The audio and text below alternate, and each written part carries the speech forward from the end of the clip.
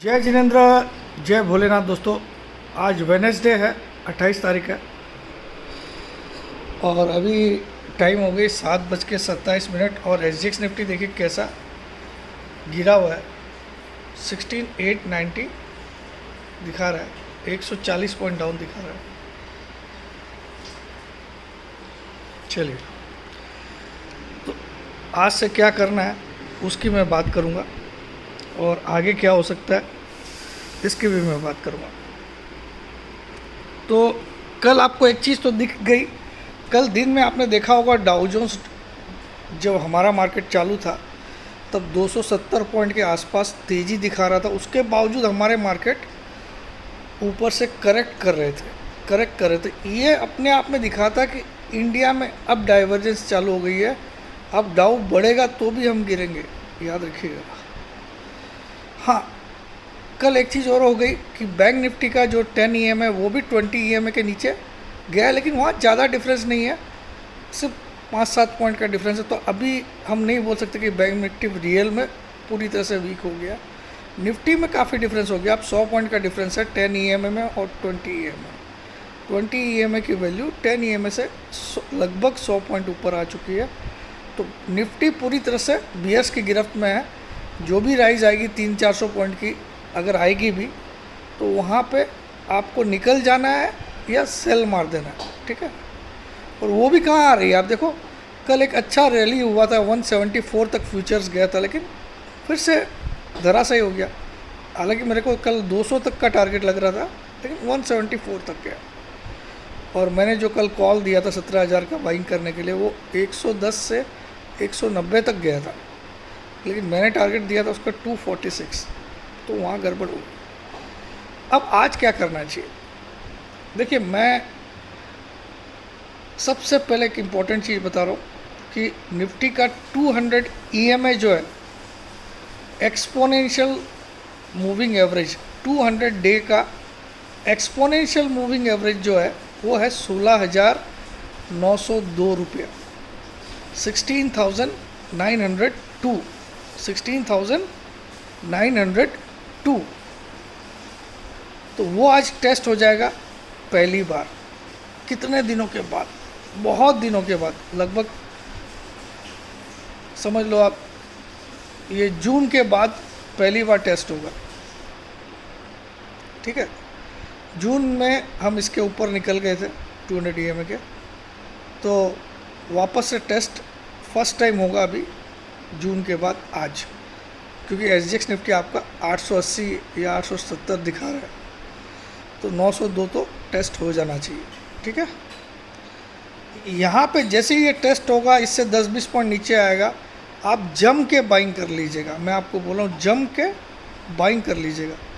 आप ऐसा भी बोल सकते हैं जैसे ही SGX निफ्टी का आज 100 पॉइंट खुलता है और 10-20 पॉइंट ज़्यादा से ज़्यादा नीचे जाएगा, आप ज़बरदस्त बाइंग कर लीजिए। 876 दिखा रहा है SGX, 160 पॉइंट माइनस दिखा रहा है, तो यानी कि ये 902 के नीचे ही खुलेगा। तो यहाँ पे आपको डेफिनेटली बाइंग करना चाहिए। यहाँ पे बड़े बड़े फंड्स की बाइंग आती है जब 200 EMA के ऊपर निफ्टी चला जाता है और वापस से जब उसको रीटेस्ट करने आता है तो वहाँ सपोर्ट बाइंग आती है बड़े बड़े म्यूचुअल फंड की। तो यहाँ आपको आपका सपोर्ट भी रहेगा, खुद का बाइंग का सपोर्ट रहेगा, प्लस क्योंकि इसके नीचे क्लोज करना बहुत गंदा हो जाएगा। अगर मार्केट 16,902 के नीचे क्लोज कर जाता है तो समझ लीजिए मार्केट, जो मैंने कल के वीडियो में कुछ दिखाए थे 12,000 13,000, ये सब के लिए खेलेगा 3-4-5 महीने में, 12-13 हज़ार के लिए खेलेगा। देखिए डाउ जोन्स कल के वीडियो में मैंने बहुत अच्छे से समझाया कि प्री कोविड हाइट जो था उसका 29,600 के करीब, उसके भी नीचे आ चुका है प्री कोविड लेवल।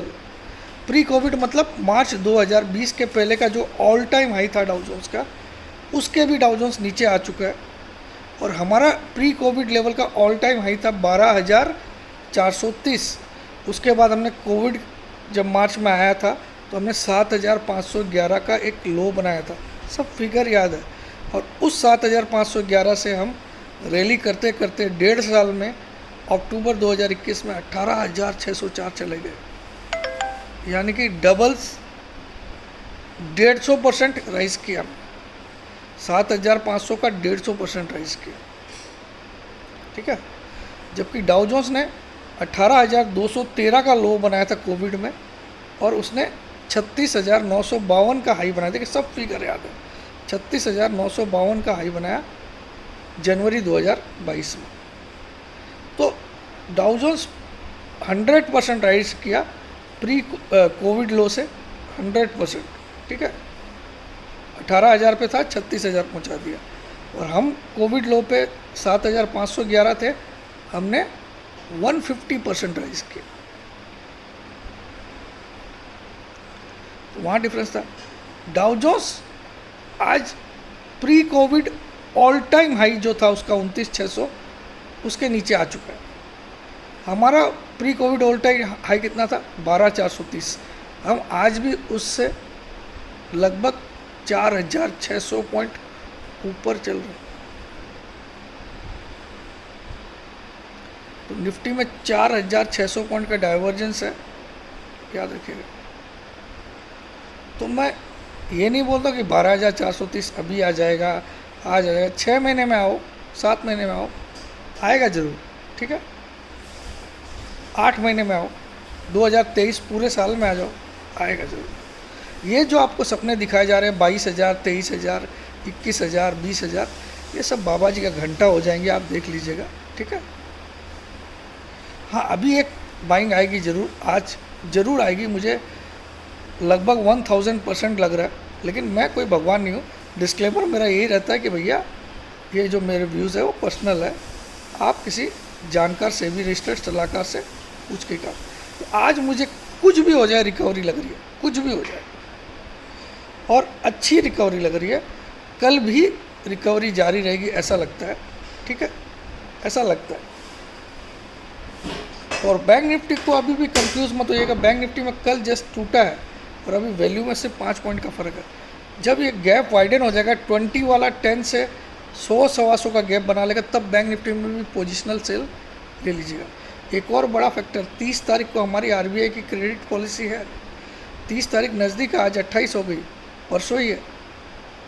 तो वहाँ पे भी कुछ अच्छा सिग्नल, तो मुझे लगता है आज और कल बैंक निफ्टी भगाएगा अच्छा, आज और कल, और 30 तारीख को गिराएगा सीधा 1,000-1,500 पॉइंट आफ्टर क्रेडिट पॉलिसी, ठीक है।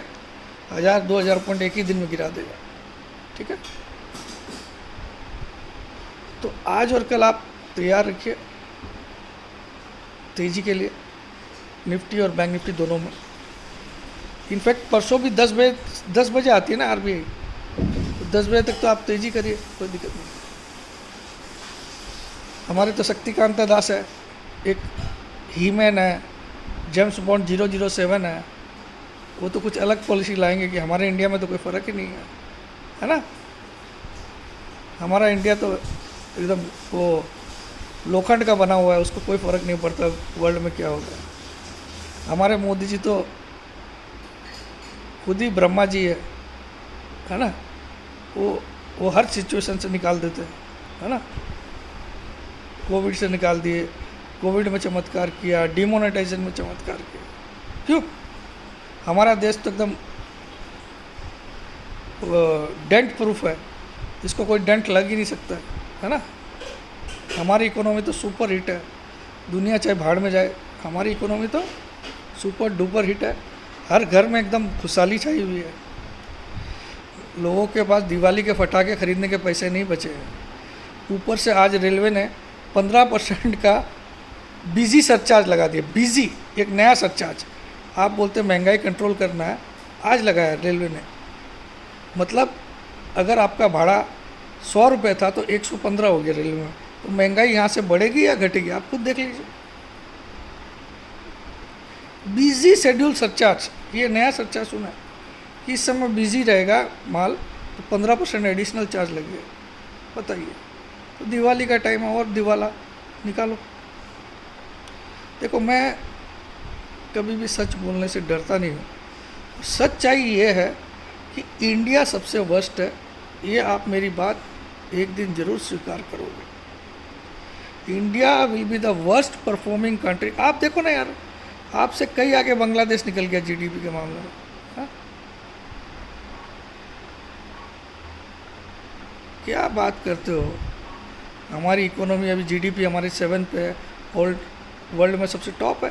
तो आप एक एक फैमिली अपने घर पे चेक करो कि त्यौहार के टाइम में आपके पास हमेशा एडिशनल पैसे रहते थे। है क्या? मैं मिडिल क्लास या लोअर मिडिल क्लास की बात कर रहा हूँ, जिनकी कमाइयाँ करोड़ों में, उनकी बात नहीं कर रहा हूँ। उनको चाहे पेट्रोल 300 रुपये हो जाए तो उनको कोई फ़र्क नहीं पड़ेगा, ठीक है। दारू की बोतल अगर 100 रुपये में मिलती है, चाहे 10,000 में मिलती, वो पिएंगे, ठीक है। मैं उनकी बात नहीं कर रहा। जो लोग एक तनख्वाह पे काम करते हैं या एक बजटेड हिसाब से चलते हैं, क्या वो सारे के सारे लोग लोन में हैं कि नहीं? पहले के कर्जे तो है ही, त्यौहार के खर्चे और एडिशनल है।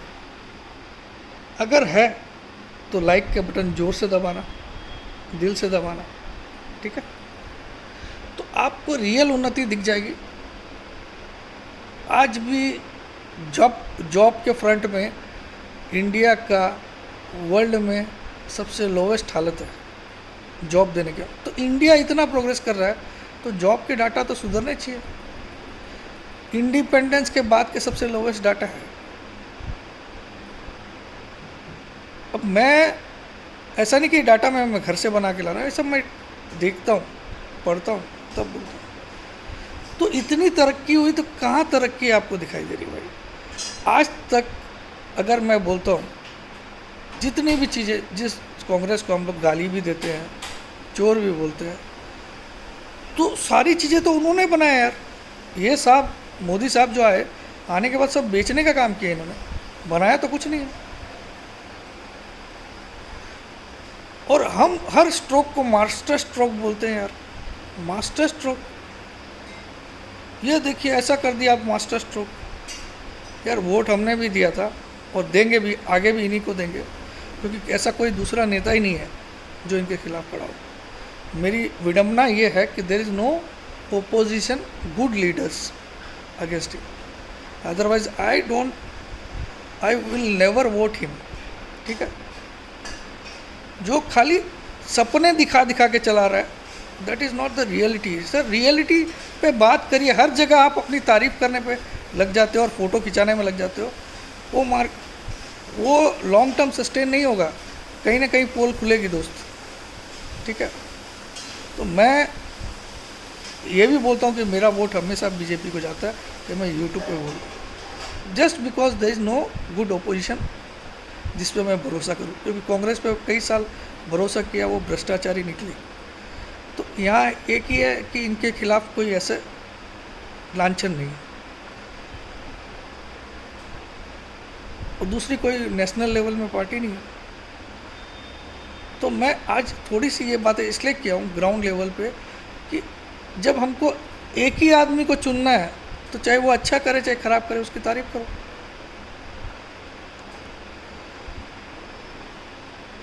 जब एक ही पार्टी को हमको चुनना है, जैसे कांग्रेस को कितने सालों तक लोगों ने वोट दिया, वैसे ही अब कितने सालों तक बीजेपी को देंगे। जैसे 40-50 साल उनको दिया, तो अब 50 साल इनको देंगे। क्योंकि यहाँ पे इकोनॉमी का स्तंभ तब मजबूत होता है जब ओपोजिशन खतरनाक रहे, सामने टक्कर देने वाला रहे। आज की मीडिया हमेशा ओपोजिशन से सवाल पूछ रही है।